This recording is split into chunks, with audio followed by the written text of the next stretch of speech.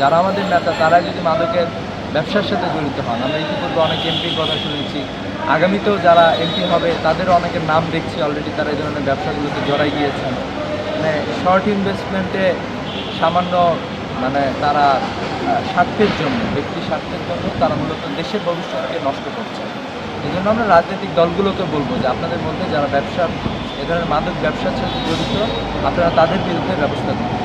কিন্তু কতিপয় ব্যবসায়ী যারা মূলত এটাকে আঁকড়ে ধরেছেন, এবং আমরা এটা বলবো যে বাংলাদেশের কতিপয় পাওয়ারফুল লিডার্স, রাজনীতিবিদও এ ধরনের মাদক ব্যবসার সাথে জড়িত, যেটা আসলে আমাদের জাতির জন্য একটা হুমকি স্বরূপ। বলবো যে আসলে মাদক মানে তো আসলে নিজেকে ধ্বংস করা, নিজের পরিবারকে ধ্বংস করা, নিজের সোসাইটিকে ধ্বংস করা।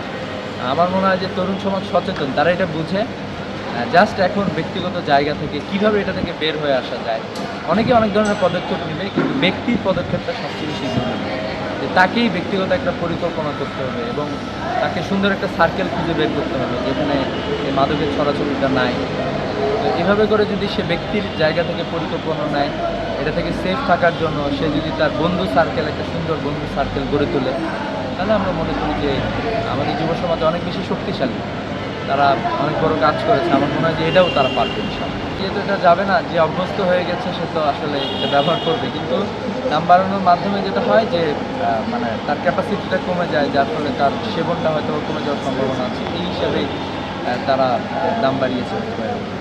তো আমি বিশ্বাস করি যে আসলে এটার একটা কম্প্রিহেন্সিভ একটা হচ্ছে আউট একটা হচ্ছে প্ল্যান আসলে সরকারের দরকার, কীভাবে মাদক থেকে আমাদের যুব সমাজকে, আমাদের জাতিকে তারা মুক্ত করবে না। এটা শুধু দাম বাড়ায় একটা হয়তো বা কিছু হতে পারে সুবিধা, কিন্তু আলটিমেটলি এটা তো সমাধান না। এবং কম্প্রিহেন্সিভলি আমাদের ল এনফোর্সিং এজেন্সি, এরপরে হচ্ছে যে আপনার সরকার, বিচার বিভাগ, ঠিক আছে, রাজনৈতিক ব্যক্তিবর্গ, সবাইকে এখানে